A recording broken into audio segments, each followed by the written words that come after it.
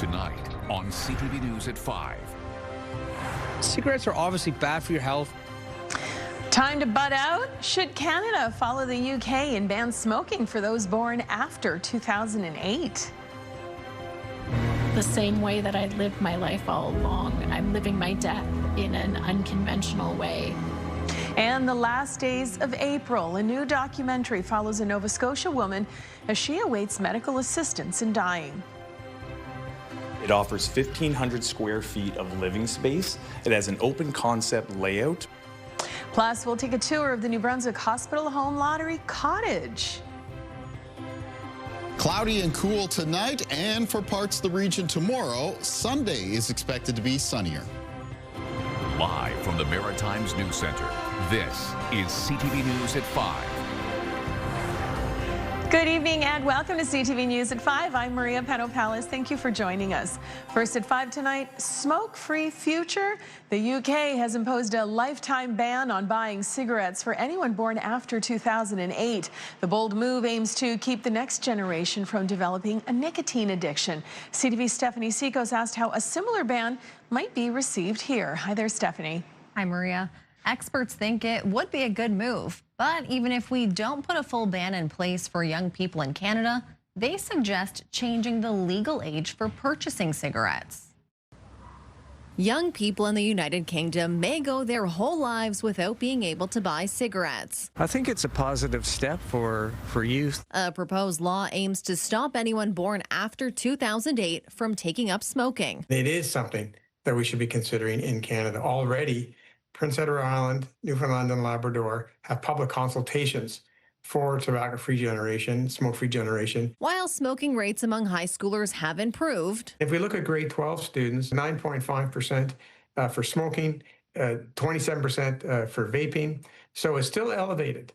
And, smoking is the leading preventable cause of disease and death in Canada. It's not just cigarettes. Vaping has become a big concern. There's a lot of harms that we are able to detect now, and that looking forward, it's actually quite worrisome seeing some of the long-term consequences.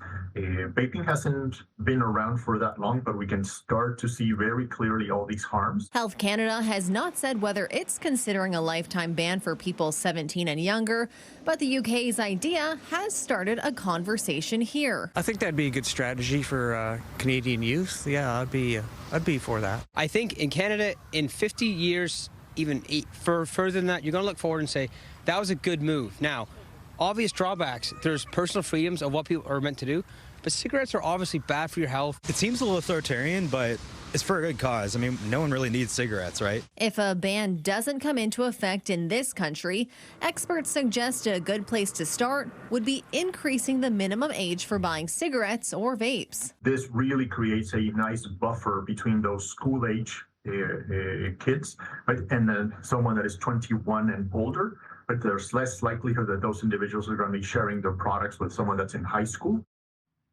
As for the UK law, it has been approved by both houses of Britain's parliament, but it still does require royal assent before it can officially go into effect.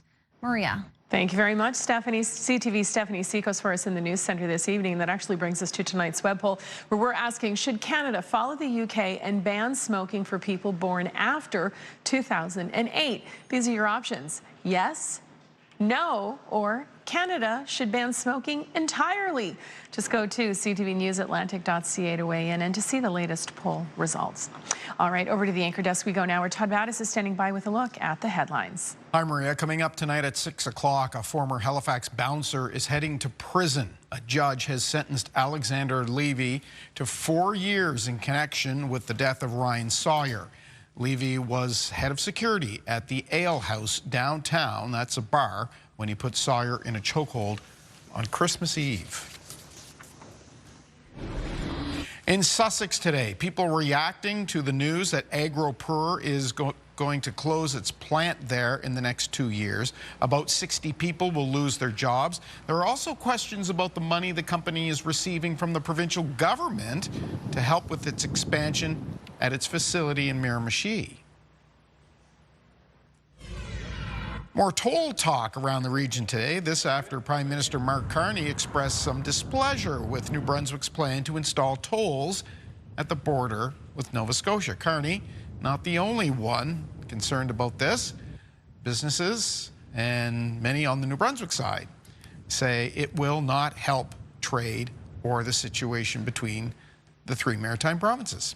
We will go to the border at 6 o'clock. Let's go to the Weather Center now. Kayla Mitchell there. A peak of sun this afternoon. Yes. Still on the chilly side. Yeah, it sure was. I mean, it was cloudy with sunny breaks for today. The most sunshine shone through areas like Prince Edward Island and parts of the east of Nova Scotia, but where things brightened up a little bit, temperatures didn't really come up that much along with that sunshine. So as we take a look at current temperatures right now around the region, this is still cool for this time of the year. You can see 4s across Prince Edward Island right now. For parts of Cape Breton in a north wind, it's 2 at Shetty Camp and 3 at Sydney. Now closer towards Eskasoni and the Badek area, sheltered a little bit more to that north wind, so temperatures closer to 7 degrees there.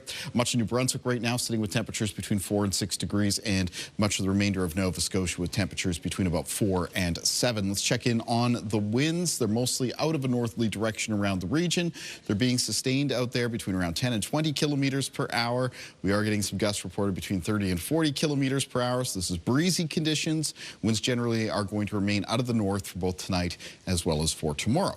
As we take a look at things on radar and satellite, we also still have the presence of some scattered showers and a few flurries mixed in there, though accumulation's limited if there is anything.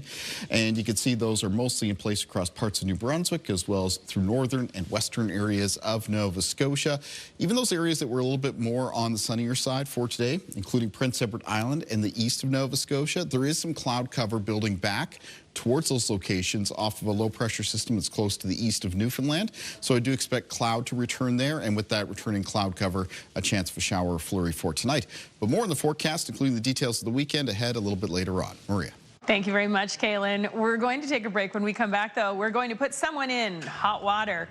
Well, comfortably warm water anyway. Find out if you are the lucky winner of this $31,000 hot tub. Our partners from Arctic Spas are here for the big reveal. Stay with us. We'll be right back. Welcome back to CTV News at 5. We are out on the back deck with the hot tub, which has to go. It's leaving, but it's going to a brand new home very soon. We'll tell you all about that in just a second, but let me re-welcome Robin Knight back to CTV News at 5. What a campaign this has been. My goodness, the interest in the hot tub has been phenomenal. Yeah, no, we've had a wonderful response from this contest, and lots of entries and lots of new followers on our socials. So. Oh, we love hearing that, so for it's been sure. Great, yeah. We have to talk about this gorgeous hot tub. Anybody that's been in it has just been raving about it. What's your favorite thing about it? I would say the saltwater system. It really makes maintenance a breeze. You know, not having to check on the chemicals as frequently as a traditional tub is a huge advantage, and you know, you can spend more time relaxing as opposed to worrying about balancing your chemicals, which is nice. It's been here for I'd say about 3 weeks now, and it's still pristine. Yep, no, crystal clear. Yeah, so. that helps. Okay, so the person who wins it might need a little help installing it. Where do you guys come in on that? Yep, so we can help organize getting your electrical in place and pad placement, and you know, even some deck building, we can assist with that. So yeah, that's just, we need a level spot to put it in and some electrical, and away we go. So you've been watching the last couple of weeks. Did you have a favorite guest? Probably Alicia McCarville, I would say. You know, she's full of energy and, you know, is great for everybody on social media. And, yeah, she was real positive to having the tub this time around. Excellent. And she broke some news on our show as well, that she's got a book coming. We had fabulous guests, and we thank each and every one of them. We also thank everybody that entered this contest. So let's tell everybody what the lucky winner is about to win, and then we'll have you do the honors and announce the name. Okay, sounds good. Okay, so one lucky viewer will take home a Yukon hot tub package valued at $31,000. The winner will enjoy the luxury of a personal spa from the comfort of your home. The hot tub features 2 pumps, 40 massage jets, a weather shield cover, a cover lifter, and a Spa Boy saltwater system to test and adjust the water. It just makes it so very easy. All right, are you ready for this, Robin? The winner is? Heather Labchuk of Dartmouth. Heather, congratulations to you. What an amazing prize. I have no doubt you're going to get a lot of use out of it. We thank Heather and everybody for entering, and we thank you, Robin. Oh, thank you. It's been a wonderful contest. Much fun. We'll see you next year. Okay, sounds good. Here's Caitlin. Yeah, absolutely. Congratulations, Heather. That hot tub will sure come in handy the next time we get into a stretch of some chilly spring weather, much like we had this week, and continues this evening and tonight for the Maritimes. Looking out here at one of the areas, though, in the region that did see some sunny breaks today. This is South Bar in Nova Scotia. I'll have more on the forecast coming up after the break.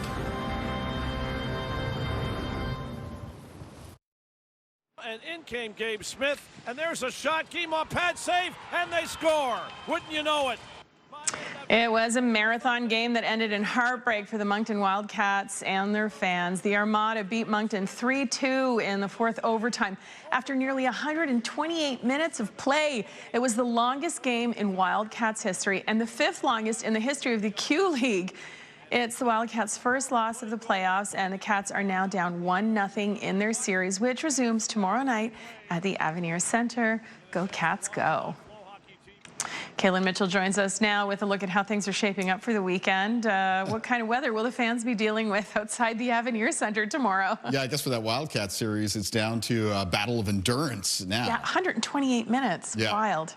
Much like our battle with the weather right now, which is a little bit of a battle of endurance with some cool and chilly temperatures and conditions that we've had throughout this week. The sun broke through, though. We're looking at here at a beautiful drone shot. This is coming in out of Sydney in Cape Breton for today. You can see some blue sky there in the background, a little bit of cloud cover as well. But as I mentioned earlier, despite the fact that the sun broke through for parts of Prince Edward Island for areas to the east of Nova Scotia, it didn't really do much for the overall temperatures. Many parts of that part of the Maritimes got held with temperatures today in the range of around 4 to 7 degrees, still quite cool for late April. Taking a look at our weather systems map, barometric pressure is a little bit towards the lower side still. We have that lingering trough of low pressure that's now beginning to move off, but in behind it, there's still some remaining cloud cover, and some parts of the Maritimes still with the odd shower or flurry drifting through. And as I mentioned, even those areas that cleared up a little bit for today, there's some returning cloud cover from over the Cabot Strait and the Gulf of St. Lawrence for tonight, and that will be accompanied by a chance of a shower or chance of a flurry. So that includes Prince Edward Island and Cape Breton. As we take a look at things on radar right now, you can see around western areas of Nova Scotia and across New Brunswick, there is a scattering of some showers and some flurries. Conditions just remain a little bit unsettled.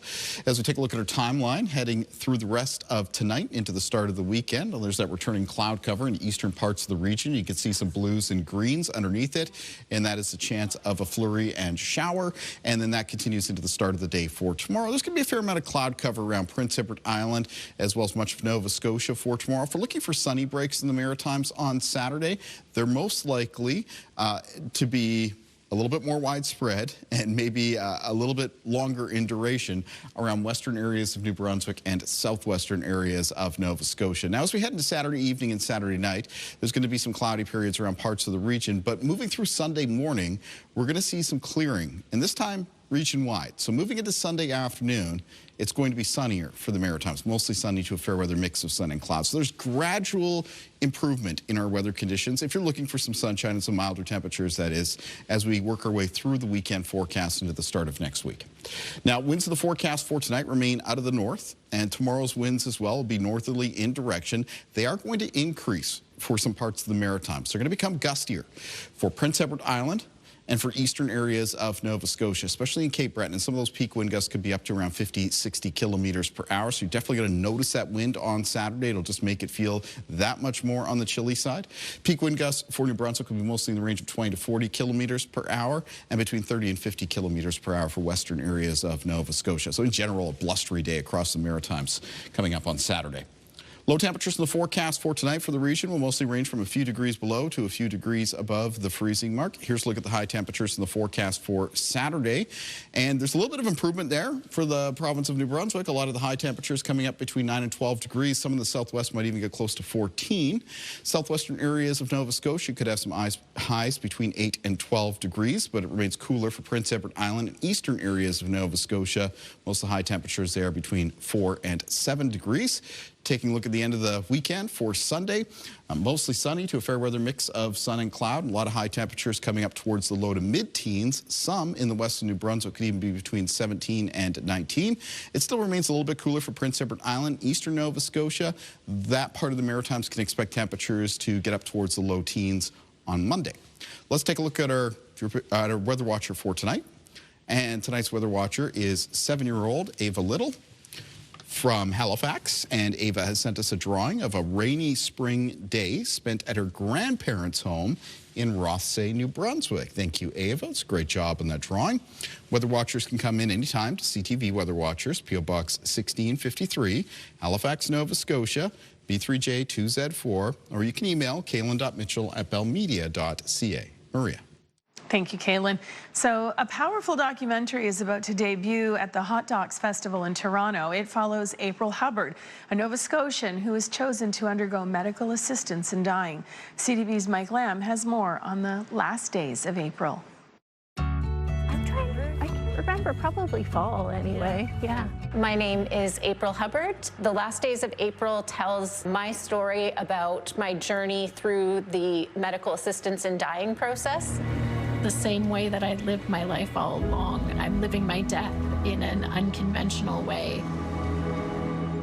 I've been chronically ill most of my life, but really since the fall of 2022, I had my last relapse. And at that point, I knew that even if we could take care of some of the medical issues I've been having, I'd still have others that wouldn't allow me to have a quality of life. And that's what made me decide it was time to apply for medical assistance in dying. The experience of applying for MAID was really strange to think about the fact that I knew it was coming to the end of my life. The application process was probably some of the best experiences I've had in the Nova Scotia healthcare system. Everybody really wanted to take care of me and listen to what I had to say, but it was a very surreal and strange experience to know that I was applying for the last procedure I'd ever have and that would bring about my death. Nobody else gets to decide when I've suffered enough.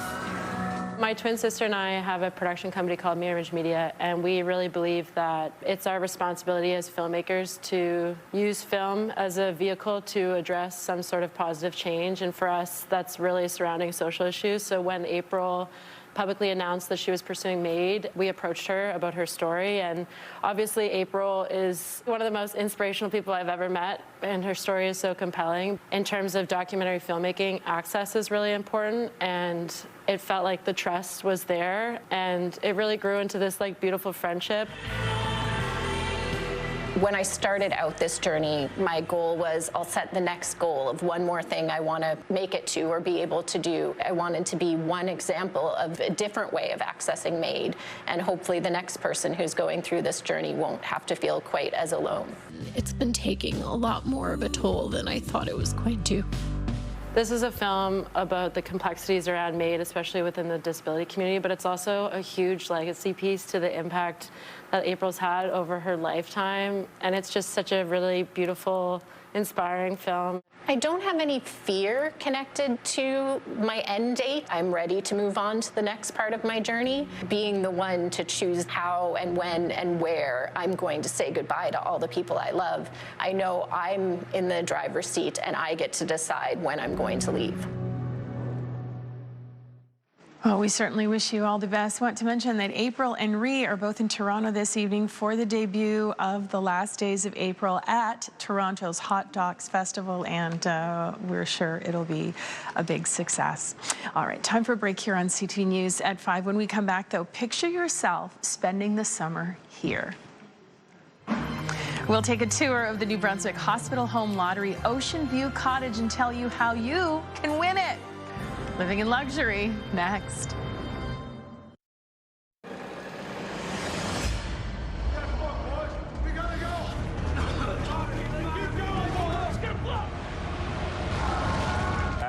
Ooh, Little Lorraine is a big hit at the box office in Cape Breton. The indie film sold more than 4,000 tickets over the course of the week in Sydney, and Cineplex had to add more screenings. Many in the area were a part of the filming in 2024. The movie, of course, is based on a co-written Adam Baldwin song in 2022 called Lighthouse in Little Lorraine. The film centers on 3 coal miners in Cape Breton who became lobster fishermen and get caught up in a drug smuggling ring. Todd will have more on Little Lorraine tonight on CTV News at 6. All right, on to our final story of the evening now. Time is running out to win a cottage of your very own. Our partners at the New Brunswick Hospital Home Lottery want to remind you that the Ocean View Cottage early bird deadline is midnight tonight. Here's Move Radio's Sarah Batts with a preview of the prize. Welcome back with the New Brunswick Hospital Home Lottery, this incredible Ocean View Cottage in Grand Barachois. That's the early bird prize. And there's more. You want to get your tickets before midnight tonight to get in on all of this. Someone here who's brought this place to life, Sean with Kent Homes. Thanks for having us. Hey, thanks for coming. Appreciate it. Tell us about this place and some of the incredible features. Yeah, so this is a 3-bedroom, year-round cottage, 2-bath. It offers 1,500 square feet of living space. It has an open concept layout, which offers a ton of natural sunlight. The kitchen is finished with quartz countertops and offers an unobstructed view of the ocean across the road. As you walk out into your backyard, you'll step onto your large pressure-treated deck, which has your hot tub ready for you to relax in. Such an amazing place, eh? And I know this is always a tough question, but what's your favorite part of this place? Yeah, great question. We're standing in it, right? I'm a big open concept fan. This offers 9-foot ceilings, which really, like I said, allows that natural sunlight to come in, and it's perfect for relaxing or if you're somebody that likes to entertain. Totally, and of course, this all supporting the New Brunswick Hospital Home Lottery. Why is it so important to you and the team to be a part of this? Yeah, honestly, I think most of us have probably been affected one way or another with the healthcare system. Purchasing tickets for this cottage helps get funds back into the hospitals that take care of our family, our friends, and our community. I know myself and the entire Kent Homes team is super proud to be part of this cause. Incredible, and we thank you so much for making this amazing early bird prize cottage, Ocean View here in Grand Barachois. To get this and more, and to support the New Brunswick Hospital Home Lottery, get those tickets before midnight tonight at nbhospitalhomelottery.com. There you have it, the deadline's tonight at midnight. Oh, how nice to win a cottage right before summer. Good luck to those who enter, and yet another place that had a hot tub with it, which would have helped again with the cool spring weather. But we have some help coming up that in the forecast as well. Temperatures headed up by the end of the weekend, started next week. More on that at 6. We'll see you at 6, and I'll see you on Monday. Have a great weekend. The national news is next.